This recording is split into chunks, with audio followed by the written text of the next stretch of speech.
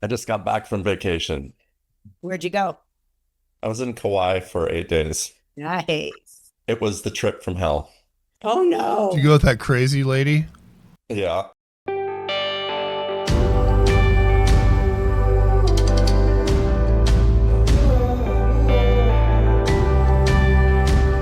Okay, I do have a problem. Glad somebody does. Yeah. Waterfront property, 125 feet of literally unobstructed, glorious amazingness, right? Where? Has a main house, a rambler on the water side. And then way back in the left corner, there's this little tiny 1925 one bedroom house, 525 square feet. Now, this house had a leak in it that they found out from somebody who heard water gushing. The whole house has been gutted. They have a contractor who's going to rebuild the house with the insurance money, right? Okay, that's all well and good. But then in talking to the sellers, the house is a three-bedroom house, but it's a two-bedroom septic. So I can only compare it and list it as a two-bedroom. But then the one house is another bedroom. And I'm asking him about it. And he says, oh, no, there's a separate septic for that little tiny house. And I said, really? Yeah. Okay. Well, I called the county. They have no record of it, which, 1925, probably not anyway. So whether it's there or not, I don't know. So I'm at a conundrum. I don't even know how to price this place right now because there's too many questions. And then there's this abandoned well in the middle of the property that they're on city water. And I'm like, we can't have that. That has to be decommissioned. And I mean, it's just kind of a hot mess at this point. And so then I'm thinking to myself, should they really move forward with this insurance money and rebuilding this tiny home when they probably need a whole new septic and they need the well decommissioned? Like, let's start with the base problems here. And so I kind of warned them, maybe let's hold off on this remodel until we figure out what's going on with the septic. Made a bunch of phone calls, got a guy that'll come out and scope it. When it comes to septic, one company scopes it, one company draws up an as built if you need a whole new one, another company does the whole building of the entire septic itself. It's like there's not a one-stop shop. And so, we all know what a new septic's going to be, 40, 50 grand. But then if we had a four-bedroom septic, we could accommodate the three bedrooms in the main house and the one-bedroom house. And I'm just kind of throwing all this at them, and they're older and they've never sold a house in their life. And I'm just overwhelming them. And I know I am, but I'm trying to make sure they don't spend this insurance money building a home that then the county says can't even be lived in. And what if it doesn't really have a septic under it? Are you starting from a presumption that the other septic needs to be rebuilt, or do you know it does? Well, I just found out there is a separate septic for the tiny home, but there's no records of it. So I don't know, what the Well, I deal thought you were was. talking about the main home when you said Well, the it. main home has a two-bedroom septic, but it's a three-bedroom house. So there's Where is it? technically four bedrooms on the property. So where is this? It's in Hansville. I don't even know where that is. Yeah, it's a glorious property, 125 feet of unobstructed Is Is water. it that on the on the? peninsula? Yeah. It's that Kitsap Peninsula. Yeah, sorry. Yeah. So I'm just like at a conundrum here. Okay. Well, we can help. I can help. But yes. I always have something to say. You know me. That's why you show up and pay the big money to listen to me, right? See, next time I go, these problem solving things. Joe charges $250 an hour. You get it free for an hour. That's why you should show up. Maybe I should have a different headline. Okay, so if I go too fast, tell me, Kelly, because I think you should write some things down. Okay, so I was actually talking to somebody about something similar to this the other day, and I've touched these things my whole career for 35 years. So everyone's different, but there's a lot of similarities between each of them. So my first piece of advice is this. It's the old adage, begin with the end in mind. So you have to start at the end. And the end is, what is the required sewer load for the different occupancies? And so you find that out at the county, and I would cross-check it with, I've never heard of three different companies that, I've never heard of this story you've told me. but there's somebody who has a PE stamp, an engineer stamp behind their name, who will be able to figure this out on the private side. And what I might suggest is, I don't know in Kitsap County, it's probably the health department, I'm assuming, that I would call them and ask them for some recommends on contractors that they've seen submit. Oh, yeah. It's all there on their website, the people they recommend. Okay. Okay, cool. All right. So begin with the end. Number 2, determine the load. Okay. Number 3, I lived for a while in a house in Idaho with my then girlfriend, who was not crazy but did dump me. So we got that going. And we sold her farm, or I did, I guess. Well, whatever. It doesn't matter. But through the process of selling it, we found out that that house had a second septic, and she never knew. She lived there for like 20 years. Okay. So septic guys have whatever little magic wand they need to scope this out. So I think that needs to happen to determine whether one even exists. Okay. It could have existed because this tiny home was built in 25 and the main home wasn't built till. No, I understand that. Yeah. But it's anyway, I would just do the homework. Okay. That brings me to my next point, which is often difficult. And that is, now you're kind of playing developer contractor. Okay. And you've got these older people, and at least there's some money there to pay for it. Because sometimes people don't want to pay for anything. Well, you have to pay to play in these kind of situations. You have to hire some people to know what you're selling. That's just how this works. So it's probably a couple grand. It just is what it is. You know, you set expectations early. So I would start with that. And then I think the math becomes simpler. The only thing that I would add is, if you need a new septic, I think you can get one put in for a lot less than $50,000. I would definitely shop that. Okay. So one of the things that happened when we sold this farm was we got a couple bids for septic, and the guy, and he was kind of stupid to do this, but he did anyway. He put all the part numbers on the bid. And believe it or not, all I had to do was put them in the internet, and they just popped up, and I could see exactly what the cost was for each one of them. Well, it was a 50% markup on $30,000 or $20,000 worth of stuff. Okay, so he's paying 10 grand on the 20. Well, as it turns out, the guy who bought the house is a landscaper. So as I negotiated with him and glad-handed him, and a couple cocktails didn't hurt, and I said, you know, all you got to do, man, is just bring one of your Bobcats out and just dig this thing out. You can do it in a day. He's like, oh, yeah.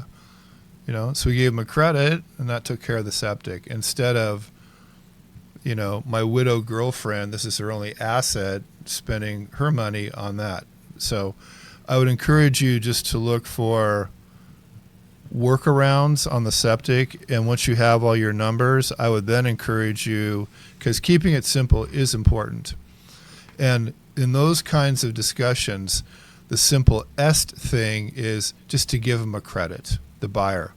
Oh, yeah. Don't build it. Don't screw with it. We're just giving you credit. Thank you, bye. Here's the disclosure, all that stuff. But, you know, how much more money can we list the property for since it's such a premium? You don't have the answer until you have the information. You begin at the end with the end in mind. There's big holes in your information. You need to fill those holes. And then, It's working hard to do it. I know, and then you just back it out. You know, if How much money are they getting in insurance, Kelly? I don't know. I've asked, and the woman has told me, "Oh, my husband knows." And so, yeah. Well, So do they get that nice as thing just for a you to know lump as check, well. or does the insurance company like sort of dole it out as the reconstruction is happening? Yeah, good question. I don't know. Yeah. I kind of feel like, you know, all this is overwhelming, of course, but, you know, I'm always, like you say, looking at the problems that'll greet us at the end and trying to mitigate them in the beginning so that everything goes smoothly, you know. So another thing on your to-do list, get your seller to give you permission to speak directly to their agent, their insurance agent. Oh, okay. All right. There's probably like some kind of insurance HIPAA, like you have to have their permission. Okay. Yeah. Okay. But that's what I got. Okay. Kelly, I don't do a lot of septic properties We have tons. because I'm in King County. That having been said, I've done a couple. They were Yeah. both a little bit complicated. I did one in Yeah. Federal Way, kind of Dash Point area, Mm-hmm. and it needed a replacement. And it was like you said, there was a company to inspect, a company to Uh-huh. do an as-built, and a company to build. And we pulled a list of approved companies from the county website as well. Or I think it was the county website, How much whatever was it? governing body it was, health department or something. Mm. Um, and it was quite expensive. I was for like a 3 bedroom, 1 bath or 2 bath home. It wasn't, particularly Right. big. That was a 3-1. And it needed, the tanks were fine, but we had to lay all new lines and the way it was set, there was a outbuilding that was placed over part of the lines somewhere Yeah. across the years, so you couldn't touch the old lines really, and they had to do all new lines Oh, yeah. and dig up the yard. It was a Yeah. beautiful parcel, and it really Yeah. kind of messed up the parcel. And I thought it was going to ruin the deal because it Right. really screwed up the beauty of this half-acre property. Yeah. Um, But you but got it the thing solved. held together. The other one that I did is sort of like your situation where it had an undersized septic, and what had happened was somewhere along the way, an owner of the property had finished the basement, added 2 bedrooms and a bath, and the original septic wasn't designed for that. And we called the bedrooms bonus rooms, Oh, and yeah. then in the brokers only notes, I made comments about, the history on the property and that these are truly 2 bedrooms and an additional bath. And it was set up kind of like as a duplex. And You just have to price it to a 2 bedroom if it's a 2 bedroom septic. That's the thing. yeah, but you could Property. justify it, in broker notes, right? If you're Of pricing course, it higher than No, you don't, Kelly. No, you don't. You can price it however you want to price it. You just have to represent the capacity of the system. Or if they're going to appraise it for a 2 bedroom, if it's a 2 bedroom I'm septic. just saying that you can Yeah. not Well, touch. you might need to be choosier about your buyer, If it's right? Maybe appraisal's $40,000 not an issue, right? If it's $40,000 to put in a new septic that's a 4 bedroom, I mean, geez, that could end up being the difference between $100K for these people. So what's the house worth if all the septic works, both houses are functional, everything has a CO? I think it's going to be, maybe 1.5. Okay, you got some room to play.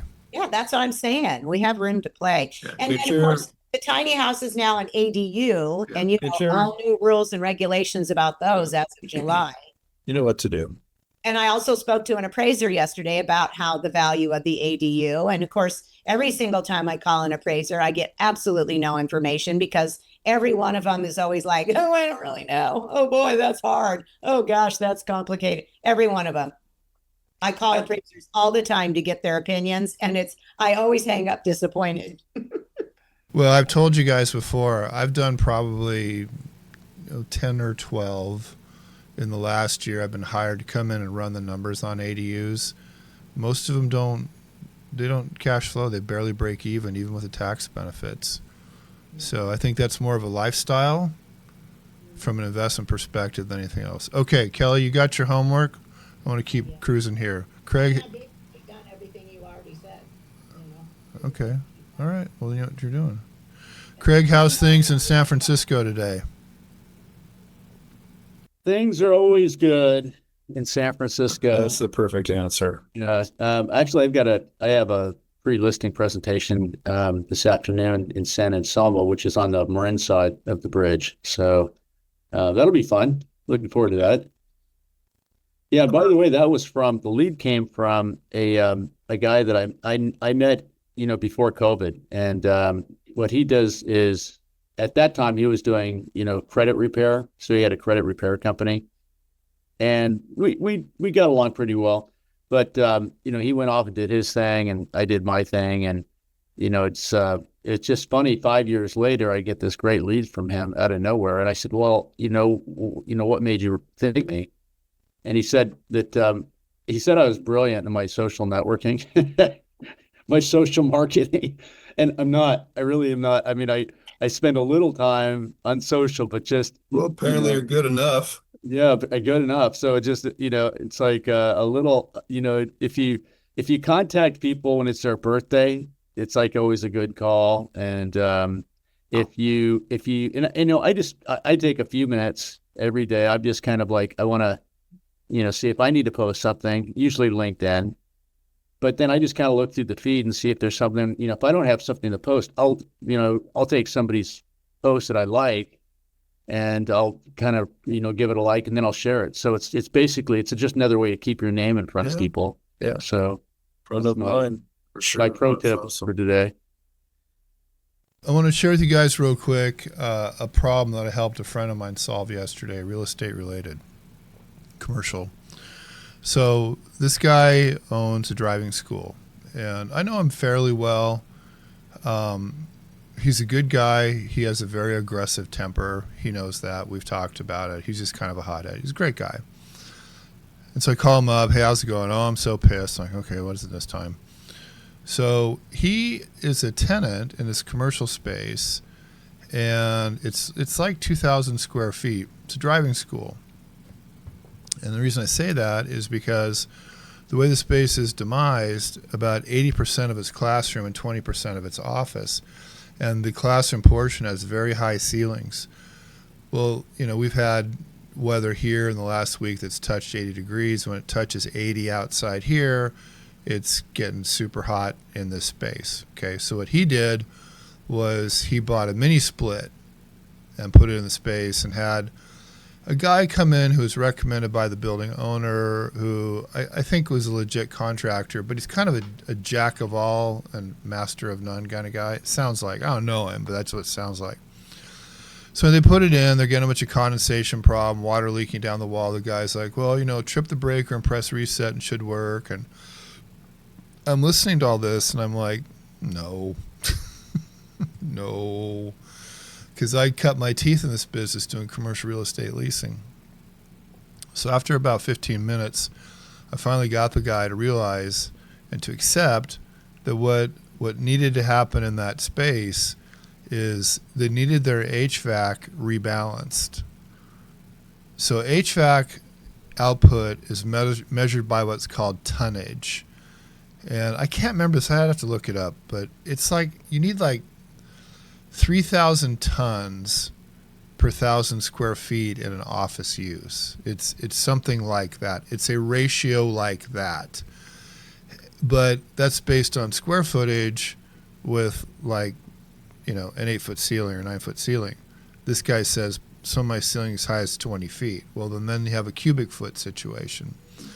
So we talked about it some more. I said, well, you're in a lease and you don't want to piss off your landlord. Oh, no, she's a super nice lady, all that kind of stuff. So I said, just go talk to her. Just tell her, look, this is the deal. And we read the lease. We knew who's responsible, that kind of thing. So just go talk to her, tell her what's going on, and explain, this is your building and this is not right. We need to work this out.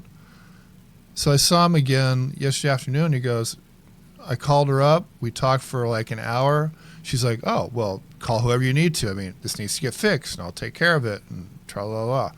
And it was just a very interesting story. I know I didn't really emphasize the problem a whole lot, but this has been going on with these guys for like almost a month. And I mean, students are bitching and he's coming out of his own pocket, the whole kind of deal. And it was just kind of a funny story about, well, here's the information that you need to get because he didn't know. And I said, when it comes to paying for it, in that tenant-landlord relationship, and I think this is more true with small tenants than more corporate-y, businessy type landlords, usually they'll help you. Like, look, I'm not here to make you mad. I want to take care of you, and it worked. So stay tuned. But that's a small problem that helped somebody solve yesterday, just based on my history and my skill set of knowing something about that. Because I went through a whole learning curve with HVAC, and I live in the Pacific Northwest. You wouldn't think it's important. Well, in July, it's pretty goddamn important, in August. So anyway, that's what I got. So do you got any problems, Craig, that we can help you with today? Anything burning your house down or anything? Well, I get these calls all the time from the bottom fishers that, watch you to bring them deals, right? And, and I had a couple of good deals I, came across, and I ran it by them, and it'd be like, what a bunch of prima donnas, right? It's like, I don't like dealing with these people. I'm not going to call them back anymore. And I'm thinking, but conversely, I find the property that's that good of a deal. Why wouldn't I buy it? Why wouldn't I figure out a way to buy it? So, by kind of having that thinking ahead of time, you can kind of start setting the stage so that, when that, because those things happen, and they happen unexpectedly at times. So, that why not be Johnny on the spot? Well, that little house deal that you just referred to, the one I've talked about for about the last year, I made no money on that as we went along. It cost me a little bit of money, not a lot, but we made this mortgage payment for 6 months, and I paid $1,500 a month. But once we sold everything off, I made $120,000, and I didn't have to go to work every day to do that. It's just kind of doing its thing in the background. And I think that's kind of the beautiful thing about these kinds of deals is it very much alludes to what I talk about, the two kinds of money that we make, our income and our wealth. Keep doing your brokerage, keep making your income. You can make your wealth on the back burner at the same time. Like I'm a land guy. If you're going in and doing land entitlements and short plats and whatever you're doing, I mean, that's the original hurry up and wait business. So as long as you got the capital to cover the soft costs, you're not checking in every day. You're checking in like once every couple months. Yeah. So, and I think if you can keep that mindset, at least until your first one, when you walk out of escrow your first one and go, shit, I just made $100,000. Well, then, you're addicted. Cause then you see that it works, and it's not just some guy on a camera in Gig Harbor going, oh, you really ought to try this. Once you cash the check, you're like, oh, it really works. It does work. And it's going to continue to work. One of the things I don't think I've mentioned yet, Craig, and at one point I was thinking about this in the last month, but it's germane to our discussion right now. It's probably 20 years ago or so. I was in San Jose teaching Desert Pencil, and these two guys show up from the city. I don't know how they heard about it. It was a referral or something like that, but they did. Remember, just two guys. They were like in their late 20s, 30s. They're rock around trying to make things happen. And their problem was they were trying to sell a duplex. Was it a duplex or a fourplex? Well, doesn't matter. It was one of the two. For like, at that point, 1.2. I mean, it was like a big price for you get. So we started talking about it some more, and we were talking about in that market the difference between the rent that you would get versus the debt you'd have to service versus what would that box called a building be worth if you could cut it up into smaller pieces and sell it, i.e. condominiumization. Right. And nobody ever sat in the front and go, whoa, why don't you? It's like, well, we never heard of this. So, and I've done a couple of these deals. So we walked through it, we talked through it. I said, the off-street parking requirement is a problem. Fire suppression is another problem. You got to know what party wall is. Do you need to sprinkle it? Give them this whole big checklist. Sure enough, like a year later, I get I don't know, it's an email or a letter, whatever, some guy. They actually did it, and they made like $500,000 off of it. They couldn't believe it. So at least in our area in the upper left, and I think in your area in the middle left, anytime you can take an existing structure, or in my case, a piece of land, and you can create another dwelling unit on it, you're going to make money. But I think it starts with that mindset of just, it's like you said, it's on your reticular activation. You're kind of looking for these things. And then it's not always, well, it's actually pretty simple. It's just not always easy. And the difficult part often is dealing with the governments, the municipalities, the building people, all the little fiefdoms. That's what'll pull out, what hair you have left. But going through and doing it is not that hard. And if you can play and you win, it's a pretty damn nice payday. So I think in our area, I know in our area, this will continue to be a big source of opportunity. You know, a year and a half ago, the Washington State Legislature introduced these House bills, and the preamble of one of them, I think it's 1154. I don't know, I have it somewhere on my computer. But they say right in the main paragraph, by 2040, the state of Washington will be short 1 million doors. The opening paragraph. So the legislature recognizes that we have this problem. Okay? And they know that even though our, excuse my French, fucking state thinks it can solve everything, it knows it can't solve that problem. So it sends it to the private sector. And we've had all these growth management issue or mods to increase density and so on and so forth. One other quick story from the street and I'll shut up. Don't know if you guys have been following this, but in big metro areas, specifically in Metro Denver and in Metro Portland, there have been a couple of huge office buildings that have sold recently for literally pennies on the dollar compared to their pre-COVID appraised values. I'm talking write-downs of hundreds of millions of dollars. Big office buildings have sold, and these developers are going to buy them, and they're going to go retro them, and they're going to turn them into apartments and condos. Okay? Now, in my own stupid little world, I've done a lot of remodeling, nothing of that magnitude, but I know that it's way more expensive to go and retrofit something like a septic system instead of starting fresh. That's just the nature of nature. But I did the math on this building in Denver. Their cost per unit is $4,500. And I'll guarantee you downtown metro condos are selling for at least a couple hundred. This is like right downtown CBD, front row 50-yard line stuff. But in these markets, that's been the shift in a pre versus a post-COVID. And that's just what it is. You know, so those sectors of commercial real estate, giant buildings, great zip codes, what do you do with them? Well, what's the problem? Don't have enough houses. Okay. It's just really expensive, so you got to buy it really cheap to make it work. But that's happening. I don't know. I haven't heard so much in San Francisco if that's happening per se. Have you heard any of those stories in your town, Craig? Yeah, I actually heard of a really good deal recently. It was if you're in San Francisco, Nob Hill is one of the premier I know Nob Hill. neighborhoods. You know, the cable car goes up Nob Hill, and there's a cathedral up there, the Masonic Lodge, and it's kind of like, you know, the Fairmont Hotel. I mean, this is like, really just an amazing area.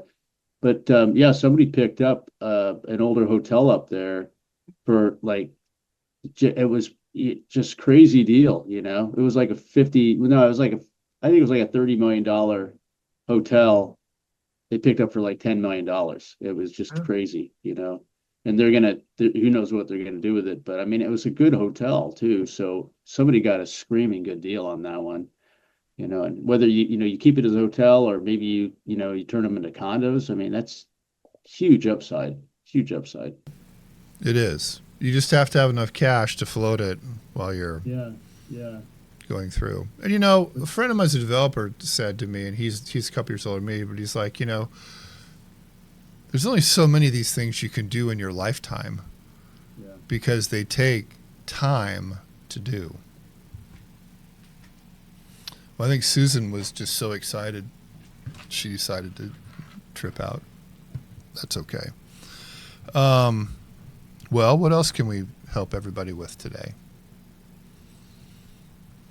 Besides your personal life, can I give you any help, Chris?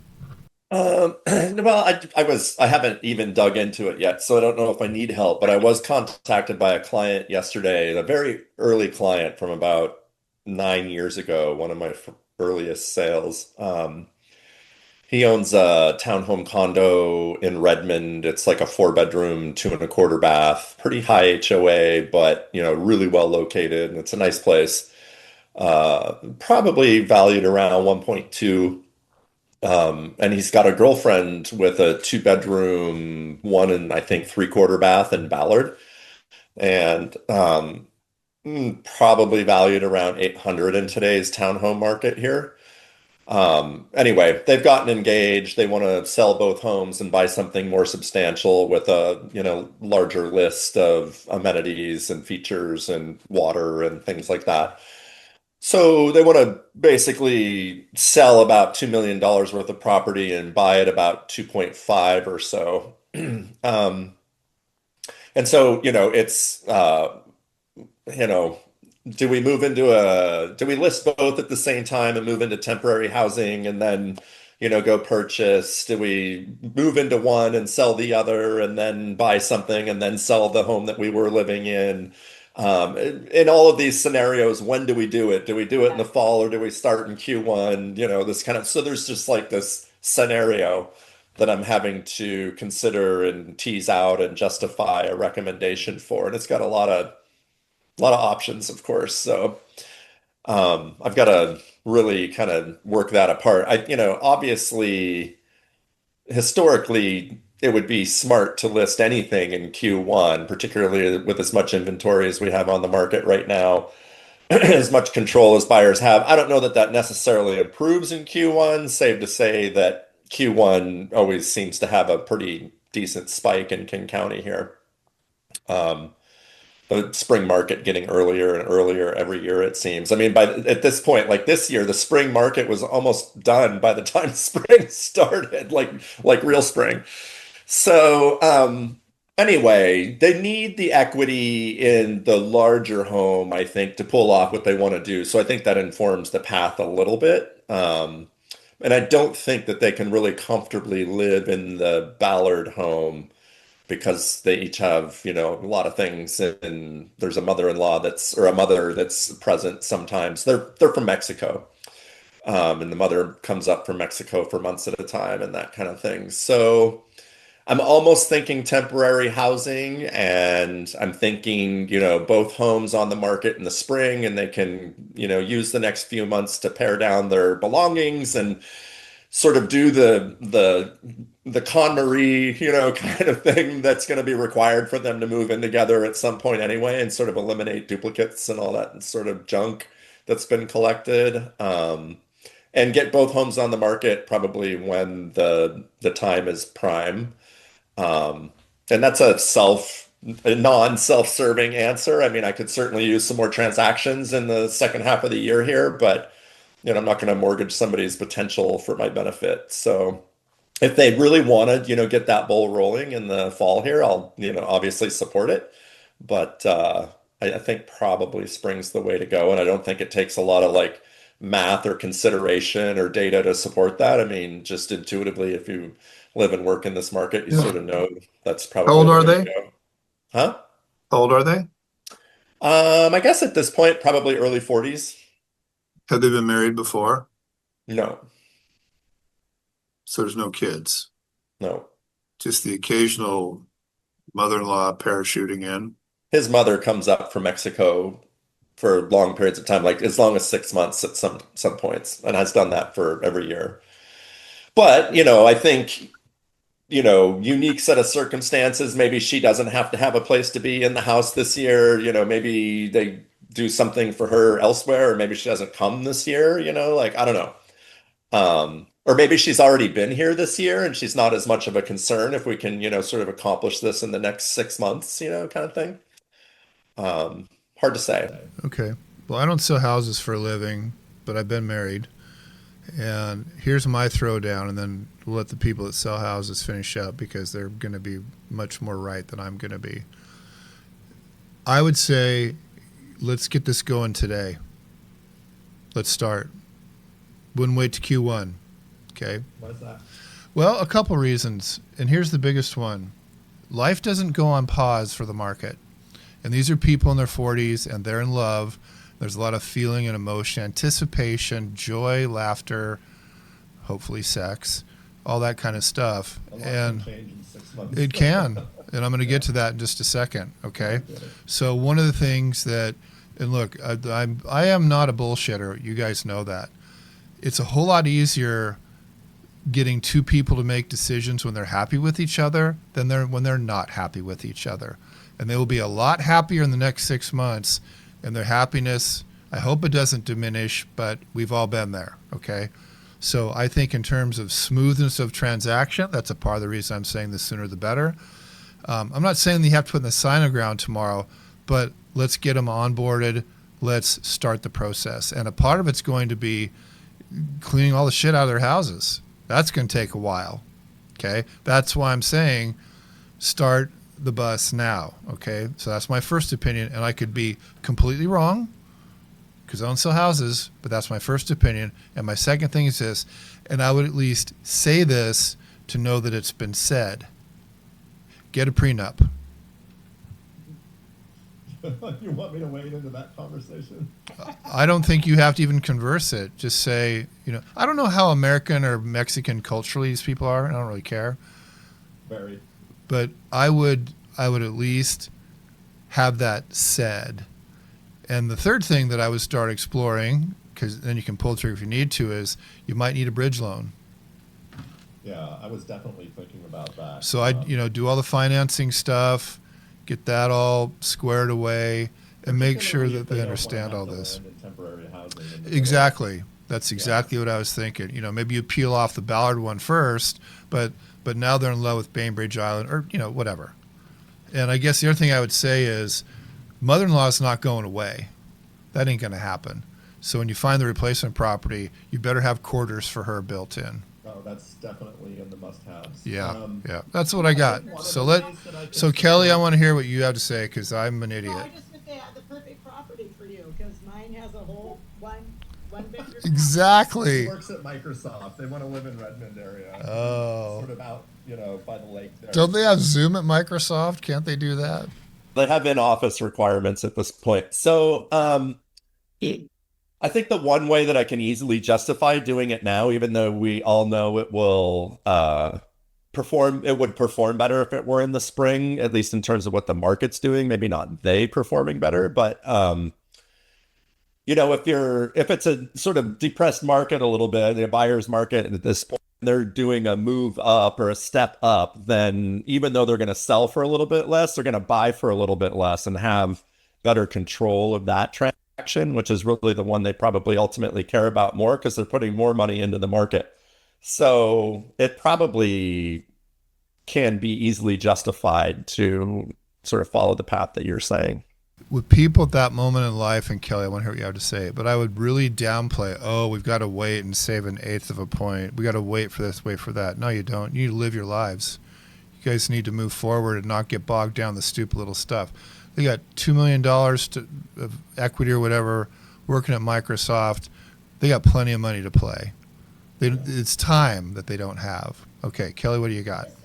3 amazing deals that just fell into your lap, and anything could happen in 6 months. They could break up. Geez, take advantage of it now. Yeah. So you agree, get it started, don't wait. I would do it now, but I agree with him. Chris and I think alike. People just say, we're going to sell 2 houses and buy a new one. And they don't think about the details. And Chris and I both go, oh, Lordy, how do we deal with all the downsizing? How do we time this? How do we time that? Yeah. And I think a lot of times, just like me with my elderly people, because I understand the details involved in all this, I start to talk about it and then I overwhelm someone and scare them away, and I don't want to do that either. Are these attractive properties? I mean, once they're cleaned up and priced correctly, are they going to sell? I mean, are these attractive properties? Will they sit for a while or will they go? Well, I mean, we're in a month-long market right now, so figure 30 to 45 days probably. Okay, but I mean, there's enough demand. These properties will sell. Yeah. Okay. And, so the other thing is, I mean, one of the things I was considering recommending was a hard money lender, right? Ew. Like legacy. Well, I mean, that's the opportunity cost. So, they could go. Hard money has a place in the world. Well, it's a great market to buy in right now. So they could theoretically go hard money, bridge loan, which like at Legacy Capital is an example, that would be like 1 to 2 points and like I don't know. It's 2 and 10 usually, I think. Yeah, like 10 a month or something like that. And so, That's it 10 a might year. cost. Yeah, There's sorry, a yes, bunch that's of what I meant. lenders out there that have programs that are sort of like a bridge loan, but it's, they'll So give much you money slower and so much cash. more complicated, though. It could be 2 months before they got that bridge loan in place. So, the reality is they can get a bridge loan set up with somebody like Legacy in like under a week and be out in the market right now, go buy something, and Okay, here's the putting their properties on the market 3 weeks from now. here's the other thing, Chris. My last stockbroker guy that I worked with and who I fired, and the one who I'm working with now, both of their companies, I'm just talking about larger financial services for reasonably high net worth people, there's a lot of bridge loan money available through those brokerage firms as well. And it's not as expensive. So if these people have that kind of a relationship and have money in the custody of those kind of people, that's another terrific resource for bridge money. Good thought. So One of the things I like about Legacy is they are, I think, the only lender in Washington state that is both a hard money lender and a traditional mortgage lender all in one. I don't know. I did some training for those guys. I've met Brent. I know about them. I think they're very reputable. They've been around for a while. My mother died. My mother had almost all of her money, and she didn't have a lot of money, but almost all of it was invested in hard money. And these people were fucking crooks, and they went bankrupt when she died. So I've had some bad experiences with hard money lenders as well. And I mean, I was a trustee, and I like those guys at Legacy. They're straight up, and they've been around for a long time. And that's kind of one of the hallmarks of a reputable hard money lender is they're not done in 2 years. They've been around for quite a while. And I think that the traditional lending community people that touch, with them would say the same. They're reputable. Yeah. They're not the cheapest, but No. they're secure. But it's short-term money, and that's what I'm saying. Don't get all 10%. So what? It's the difference between getting your home and not getting it, and you're making $200,000-$400,000 a year. So what? Yeah. And it costs you like 60, 70K to produce, this. Just negotiate it off the realtor commission. That's all you got to do. Yeah. Sure, Joe. I want to switch gears here just a little bit and tell you what I'm going to be working on for next week. So there is a podcast that I watch, not all the time, but sometimes, and maybe you guys have heard of it. It's called Diary of a CEO. It's a really good podcast. They get great guests. If you've never seen it and you consume that kind of thing, I would encourage you to check it out. So I saw this one about a month ago, and these are interviews, and he's interviewing this woman who is a tech investor. And basically the topic of the podcast was how to invest in tech in the next 5 years. And I've done some homework about her with other friends of my investment community, and she doesn't have the best reputation. They have a fund, and I'll share all that kind of stuff. What I'm going to do is I've downloaded the podcast, and I'm going to just take audio excerpts of it, turn them into video with text, and we'll watch those. But I think it's pretty interesting, the things that she just has to say about the world that we're moving into. And really, it's some interesting thoughts about how AI is going to touch humans. And I think, we're kind of moving beyond the sugar high of AI. We're not completely beyond it. But now, yeah, but anyway, now we're into the phase of product development where these companies are trying to use the AI to make everyday life a little bit easier. Here's a very super simple example. When I am sending text messages from my phone, I hardly ever type. I use voice to text recognition. That's AI. It's 100% AI. Okay, that's one little tiny thing. But this woman's met Elon Musk. She talks about the driverless cabs that are coming. They were supposed to have launched in June in Austin. But I mean, for example, she said the day is coming when you take your electric car, it will drive you to work in the morning, it will drop you off, and then it will join a pool of self-driving cabs in the city, and it will drive people around all day. You'll make money off of that, and at the end of the day, it'll come back and pick you up and take you home. And I thought, now that's cool. That's George Jetson passive income. I want to learn more about that, right? So it's just, I want 100 people in my car. well, yeah, I mean, there is that. Well, you did rent a Turo, so, you know, you've been on the consumer side of that. Yeah. But anyway, I thought some of the things that she had to say were just very interesting. And as this webinar has, you know, kind of developed, and I'm trying to do new stuff and whatever, you know, I want to include, but I want to also move beyond just real estate. And I think this is and I want to hit it from the investment angle. I don't want to just be, you know, oh, here's another, let's talk about AI. No, let's talk about companies that are using AI, and let's listen to someone who's investing money in them to make a profit. Okay. Now, I think that this woman's swan song is she bought Bitcoin at $250. Last week, it was 120,000. Okay. I watched that whole thing. It was brutal to get through because I can't just sit for 2 hours. Oh, you watched the whole podcast? I did, yeah. Oh, yeah, because I sent out that email with it. That's right. Yeah, it was a YouTube video, and it was Exactly. like 2 hours long, and I had to keep digesting it and showing Yeah. it. But it took Israel. a Well, what did you think? I thought she was amazing, and Yeah. it made me immediately want to go invest in Tesla and Yeah. not Bitcoin, but AI, Yeah. like separately, you know, like 2 chunks. Made me want to do that for sure. Yeah.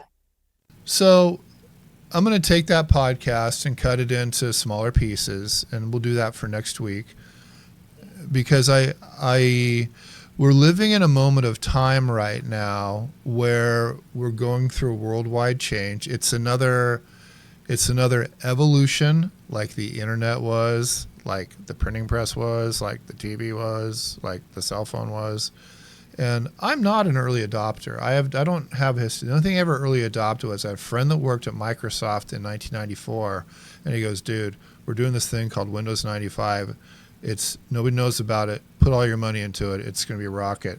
I just, there are new opportunities like that, and I think that the difference, and this is an important thing, in the aggregate, stock investing in individual stocks is much more of a peak and valley risk return scenario than investing in real estate. Okay? It's just a different model. And I don't advocate one or the other. I've always been, I think we should do both. But in this webinar, in these conversations, I'd like us to talk about these other ones of stocks. You know, as an example, I know this is true. When I started talking a month, 2 months ago about cash on cash and just rates of return that investors can get outside of real estate, nobody knew that stuff. Nobody knew, hey, walk into Schwab, you can get 4.25 for doing not a goddamn thing. And this duplex is giving you 1. Well, then why would you do it? Okay. S&P 500 since 2008, 12.3% compounded annually. That's pretty good since 2008. So I just, my dog in the fight here is I want us to all be smarter, all be more confident, all have a better understanding of money, investing, and our relationship to it, so we don't have to struggle. You know, I'm going to say this today. One of my favorite quotes, I think Thomas More wrote this. He goes, "Men don't aspire to be rich, only richer than other men." Okay? So in other words, there comes a point with money where, why are you trying to get so much more? You're never going to use it. Why are you spending your time that way? And to me, that's consciousness about money. That's what I call relationship with money. And I've said before, One of the reasons that I can spend as much time in my week, and I spend a lot of time doing a lot of stuff and I get no money for it, is because I have money. I can trade my time and do these things that I don't have to get money for. Now, does it bug me? Yeah, sometimes it bugs me. But you know what? I know for myself that when I take my last breath, I'm not going to go, oh shit, I wish I'd made another $100,000. I'm going to say, you know what? I got to help some people. And that's a good thing. So, there you go.